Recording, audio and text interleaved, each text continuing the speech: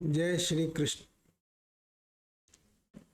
भगवान श्री कृष्ण का ऐश्वर्य अगर देखना हो, उनके किसी मंदिर में चले जाइए, चाहे वो वृंदावन का बांके बिहारी मंदिर हो, बद्रीनाथ का बद्रीनाथ धाम हो, द्वारका का अपना एक मंदिर हो, पुरी का मंदिर हो। इतनी लंबी लाइन होती है भक्तों की कि आपको नंबर का अपना ढंग से दर्शन करने के लिए भी काफी समय व्यतीत करना पड़ता है।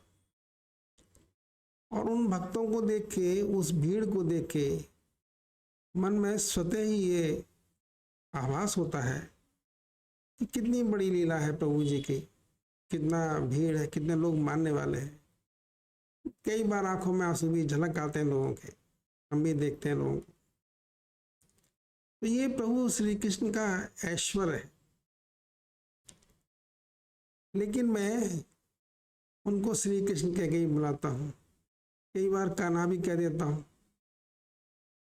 कभी शायद बुरा नहीं मानते, मुझे नहीं लगता कि कभी वो बुरा मानते होंगे। उनका स्वभाव ही बुरा मानने का नहीं है, वो बुरा कभी नहीं मानते। एक दिन की बात है, उनकी बात करते हैं तो कुछ बात याद आ जाती है। मैं पुरी गया हुआ था, सपरिवार गया था, सभी लोग थे साथ में, परिवार। तो सुबह हम दर्शन कर चुके थे। मेरा मन दोबारा शाम को दर्शन करने का था, लेकिन परिवार के अन्य सदस्य थके हुए थे। उन्होंने अपने कमरे में ही विश्राम करना चाहा। मुझे थोड़ा सा मैं खराब लगा और परेशान हो गया। मैंने कहा देखो मंदिर में आए, खैर।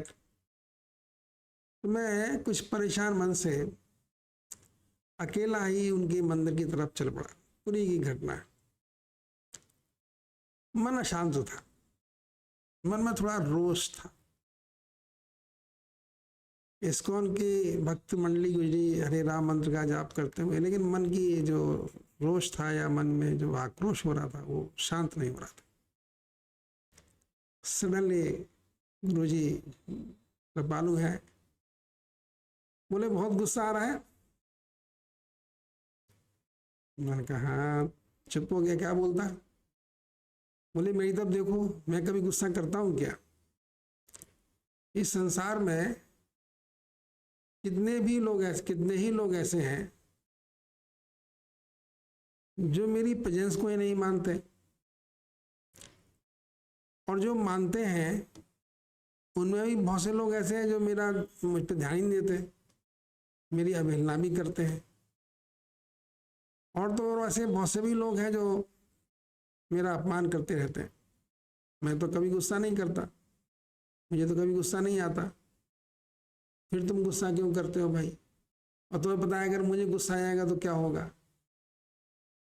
तो गुस्सा तो नहीं आना चाहिए, मुझे गुस्सा नहीं आता। तो मेरा रोष तो शांत हो गया। डेफिनेटली मन में जितना आक्रोश था सब भाग गया। ये प्रभु कृपा होती है। भगवान कृष्ण का विचार मात्र आते ही, ध्यान आते ही, उनका स्मरण होते ही आपके मन से बहुत से विषाद स्वतः ही गायब हो जाते हैं। और जब मैं पुरी के मंदिर में गया तो काफी देर अकेले बैठने का मौका मिला। बैठा रहा बहुत देर तक, जब तक मेरा मन किया। और जब मैं वहां से उठने लगा, उन्होंने कुछ बहुत अच्छी अच्छी बातें भी बताई थी। उस मंदिर में कुछ दिया भी था मुझको। तो मुझसे बोले देखा, मैंने तुम्हें अकेले ही बुलाया था, मैं ही था जो तुम्हें अकेले बुलाना था। अगर मैं तुम सबके साथ आए होते तो तुम इतना कंसंट्रेट करके मेरी बात ना सुन पाते, ध्यान से मेरी बात ना सुन पाते। इसलिए करने वाला मैं ही हूं, बुलाया मैंने था, तुम्हें व्यर्थ में गुस्सा करते हो। अभी भी मैं कई बार देखता हूं कि मैं श्री कृष्ण कहता रहता हूं। इतनी बड़ी अलौकिक शक्ति, पूरी दुनिया का संचालन करने वाली, उनके लिए ना कोई राजा है, ना कोई कुछ, कोई माने नहीं रखता। और मैं इतनी बड़ी शक्तिशाली जो कृष्ण है, उनको कृष्ण करके बुला लेता हूँ। ऐसे ही बात करता हूँ जैसे कोई चिंता ही नहीं, कोई फिक्र भी नहीं। मुझे लगता है कि वो थोड़े से, मैं नाराज इसलिए हूं कि वो थोड़ा सा दुष्टता दिखाते हैं कभी कभी। हम पूरे जीवन में अगर हमारा एक कोई आधार रहता है तो वो मैं है। मैं मीन्स स्व का अभिमान, मेरे अपने होने का अभिमान। मैं हूँ, ये मेरा है, मैं ये करता हूँ, मैं यहाँ जाता हूँ, मेरी ये काबिलियत है, मैंने ये पाया, मैंने ये पाया। हम पूरी जिंदगी इस मैं के जाल में रहते हैं और मैं ही हमारा जीवन भी रहता है। लेकिन उनके साथ क्या प्रॉब्लम है, वो मैं छीन लेते हैं, वो मैं को आपके अंदर नहीं रहने देते।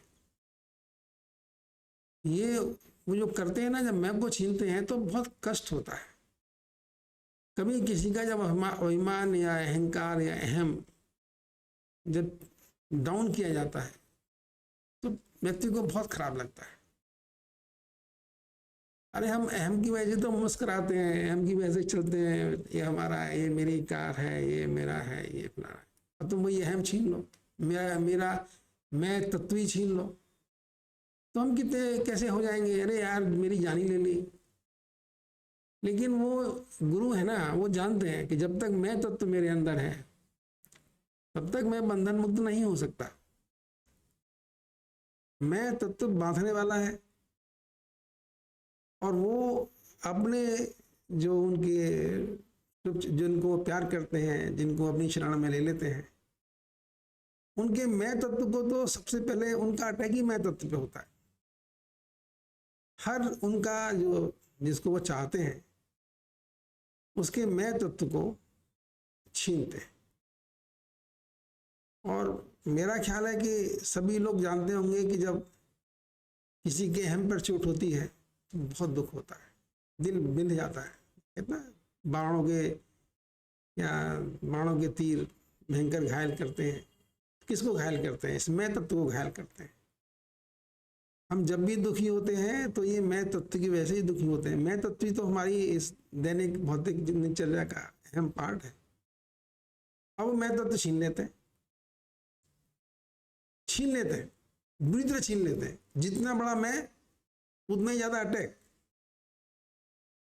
और एक और प्रॉब्लम भी उनके साथ है कि अगर उन्होंने एक बार आपको पकड़ लिया तो वो छोड़ने वाले भी नहीं है आपको। फिर नहीं पकड़ते तो फिर आपकी मर्जी है, आप जो चाहें करो, जैसा करो वैसा फल भोगो।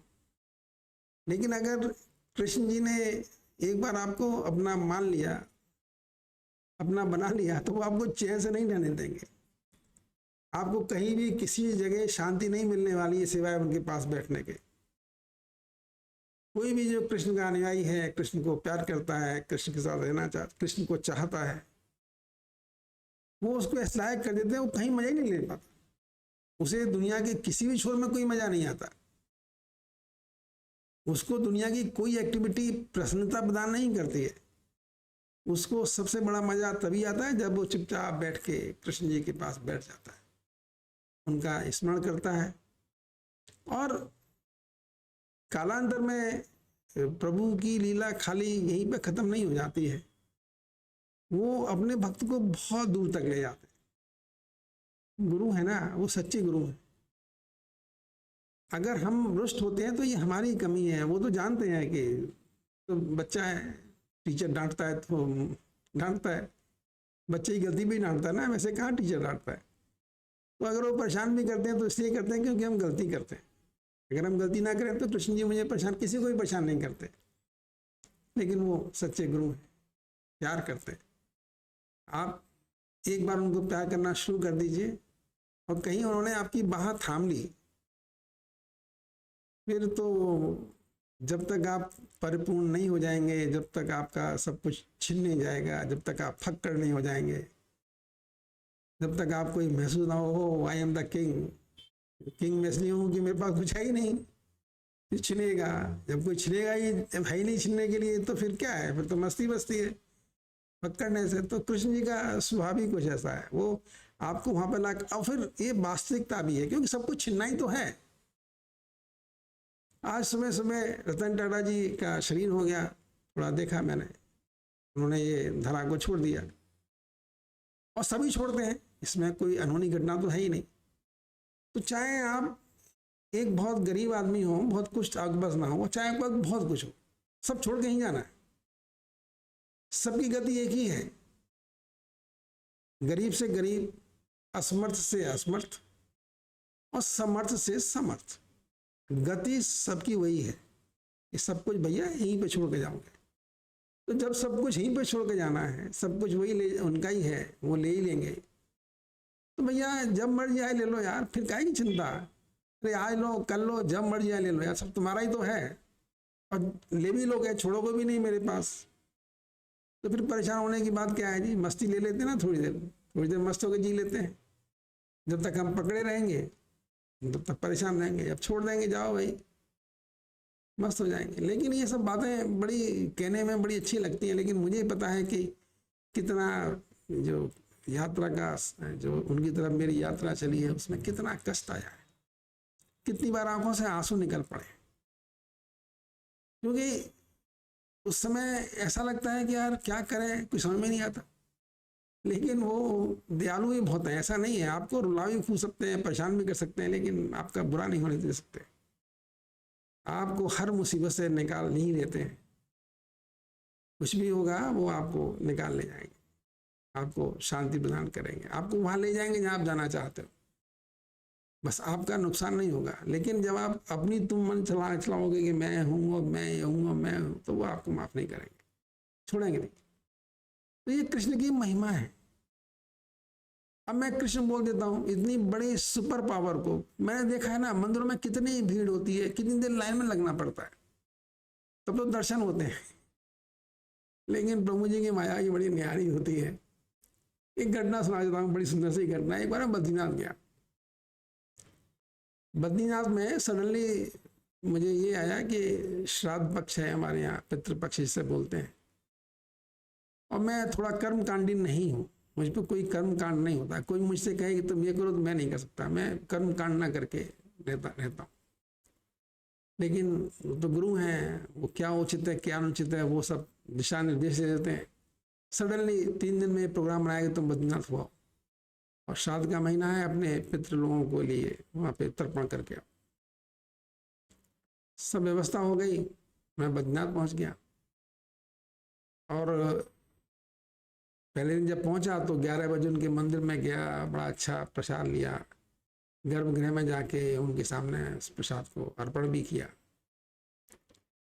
और उसके बाद तर्पण भी उस दिन खूब हो गया। तो तर्पण करने के बाद बहुत तक मेरी आंखों में आंसू नहीं रुके। मैं रोता रहा ये सोच के कि प्रभु कितना ख्याल करते हो आप। मैंने तो सब कुछ आप पे छोड़ दिया है, तो आप तो मतलब आपको ये पता है कि ये काम भी मैंने करना है। और कैसे 3 दिन में सब प्रोग्राम बना के कितना भली भांत तरीके से आपने संपन्न कर दिया। तर्पण भी हो गया, आपके दर्शन भी हो गए, सब काम पहले दिन हो गया। बहुत देर तक मैं प्रभु की कृपा पर रोता रहा। प्रभु प्रभु कृष्ण जी, क्या बताऊं आपकी महिमा है। अगले दिन सुबह सुबह बद्रीनाथ मंदिर में एक तो नॉर्मल गर्भगृह में जाने की एक लाइन लगती है, और एक आप मंदिर में जाके बैठ सकते हैं बगैर लाइन के भी। ये आपको सुविधा है मंदिर में बैठ के जाने की। तो मैं मंदिर में जाके बैठ गया। तो मैंने सोचा कि प्रसाद तो मैंने पहले दिन चढ़ाई दिया है, तो मैं बिना कोई प्रसाद लिए चुपचाप हाथ हिलाता हुआ मंदिर में प्रवेश करने के लिए चल दिया। तो बिल्कुल लास्ट प्रसाद की जो लास्ट दुकान आई, वहाँ पे एक सन्यासी महोदय खड़े थे। मुझसे बोले, बच्चा प्रसाद लेते जाओ, नारायण के मंदिर में बगैर प्रसाद लिए नहीं जाते। मैंने कहा दे दीजिए महाराज जी प्रसाद। मैंने प्रसाद ले लिया, चला गया। बहुत देर तक मंदिर में बैठा, नाम जप करता रहा मंदिर के प्रांगण में। अब उठने का समय आया तो मैंने देखा इतनी लंबी लाइन है कि मैं अब मंदिर से बाहर निकल कर लाइन में लगूंगा तो मैं दर्शन नहीं कर पाऊंगा। कम से कम 3-4 घंटे बाद नंबर आने वाला है। और हैंगी बैंगी करके किसी से करके वो मेरा मन नहीं किया कि यार ठीक है, आप प्रभु की यही कृपा है, कल दर्शन हो गए थे, चलिए वापस चलते हैं। तो मैं वहाँ से उसी दरवाजे से बाहर निकल आया। अब मेरे हाथ में तो प्रसाद था, मैं गर्भगृह में तो गया नहीं था। तो जब मैं लौट के आया तो वो पहली दुकान थी, तो वो साधु सन्यासी महोदय वहाँ खड़े हुए थे। तो मैंने कहा महाराज जी जरा आप इसको संभाल लीजिए, मैं जरा वॉशरूम हूँ। वॉशरूम से लौट के आया तो मैंने सोचा प्रसाद तो चढ़ाया ही नहीं मैंने, तो इसलिए अब प्रसाद तो हुआ ही नहीं। मैं चुपचाप अपने हाथ हिलाता हुआ अलकनंदा क्रॉस करने लगा पुल पर, तो पीछे पीछे महाराज जी साधु सन्यासी महोदय आगे आगे चले आए। अरे बच्चा, तुम्हारा प्रसाद तो मेरे पास रह गया है, इसे लेते जाओ। इनका महाराज जी ये प्रसाद तो मैंने मंदिर में चढ़ाया है नहीं, मैं गर्भगृह में जा नहीं पाया, अब मैं इस प्रसाद को प्रसाद कैसे मानूं। सन्यासी महोदय खिलखिला के हंस पड़े, बोले बच्चा तुम मंदिर में गए, यही प्रसाद है, ये लाइन, ये मंदिर में ये भीड़, ये सब तो माया है, ये प्रसाद ही है। मैं यहाँ पे रोज नित्य 3:30 बजे पहुंचता हूँ, मंदिर का जो अभिषेक होता है वो मेरी प्रेजेंस में होता है, और मैं इसको आनंद लेता हूँ यहाँ अलकनंदा के तट पे। मैं मुस्कुरा दिया, खुश हो गया, मेरा प्रसन्नता से पारावार नहीं रहा। ये सज्जन साधु संत महोदय, ये तो मंदिर के पुजारी हैं, मंदिर में रहते हैं, 3:30 बजे जिसकी प्रेजेंस में अभिषेक होता है मंदिर का, ये उसका दर्शन करते हैं, और ये मेरे लिए इतना कष्ट उठाए हैं। ये प्रभु क्या कहूँ आपके लिए, बड़ी कृपा है, बड़ी मेहरबानी है आपकी। कृष्ण की शरण में जाना जीवन का सबसे बहुमूल्य कर्तव्य है। श्री कृष्ण के पास जाना और उनके साथ बैठना, मुझे लगता है कि संसार का सबसे दुर्गम कार्य, लेकिन इस कार्य का जो फल है, जो रिजल्ट आपको मिलता है, वो बहुत खूबसूरत है, परम शांति, इतना आनंददायक है, ऐसे लगता है कि क्या कहें। आज अष्टमी की पूजा है, शांति की लहरें हैं मन में, कोई चिंता नहीं, कोई फिक्र नहीं, कुछ खोने का गम नहीं, क्या माहौल है, क्या आनंद है, मन की कितनी सुंदर दशा है, कोई विचार प्रवाह ही नहीं है, सिवाय आनंद ही आनंद है। तो ये प्रभु श्री कृष्ण की भक्ति का प्रसाद है। आप लोगों से हम यही कहेंगे कि और कितनी सिंपल है श्री कृष्ण की भक्ति, कुछ करना ही नहीं है, नाम लेते रहो बस, हरे राम राम राम हरे हरे, हरे कृष्ण कुछ करना ही नहीं। मंदिर में चले गए नहीं गए, नहाए नहीं नहाए, बिस्तर पे लेटे तो बिस्तर पे लेटे, मुंह से नहीं बोल पा रहे तो मन में बोल लीजिए, और वो सब आपके अपने लिए है, प्रभु को आपके नाम की जरूरत नहीं है। ये तो आपको अपनी जो कमियां हैं, जो आप पर ये कर्मों का जो गर्द जमी हुई है, उसको निकालने का साधन मात्र है। गर्द जब निकल जाएगी तो भगवान तो आपके सामने खड़े ही हर समय है, हर किसी के सामने है। भगवान किसको उपलब्ध नहीं, दुनिया में सबके लिए है भगवान तो भाई। ये तो हम लोग हैं जो अपने अपने कर्म गति में कर्मों का बोझा लिए हुए, इतना बोझा ला रखा है अपने ऊपर कि हम चल रहे हैं, देख रहे हैं बस। तो प्रभु कृपा, कृष्ण की भक्ति, मुझे नहीं लगता था कि इससे बड़ी कोई चीज दुनिया में कुछ भी पाने योग्य है, कुछ भी पाने योग्य है, मुझे नहीं लगता। मेरी तो जो कर्म करने के लिए, चाहे आप झाड़ू लगाइए, चाहे प्रधानमंत्री बन के आप देश की सेवा करिए, चाहे फैक्ट्री में एक अदना कर्मचारी बन जाइए, शो फ्लोर पर खड़े होकर रतन टाटा की तरह से, चाहे एक बहुत बड़े साम्राज्य के हेड बन जाइए, कर्म तो कर्म ही है। कर्म की कोई ना छोटा है ना बड़ा है, कर्म में कुछ नहीं, कर्म कर्मी है। कर्म का तो कुछ मापदंड ही नहीं है कि कौन छोटा है कौन बड़ा है। आप अगर बोल रहे ये भी कर्म है, आप चल रहे ये भी कर्म है, तो कर्म की महिमा तो न्यारी है, कर्म तो भगवान ने बना रखा है। अब अगर हम कर्म के लिए अपना छोटा बड़ा बनाते हैं तो ये हमारी गलतियां हैं, ये हमारा दोष है। इसके साथ ही मैं आज अपने इस वार्ता को विराम देता हूँ। धन्यवाद। जय श्री कृष्ण।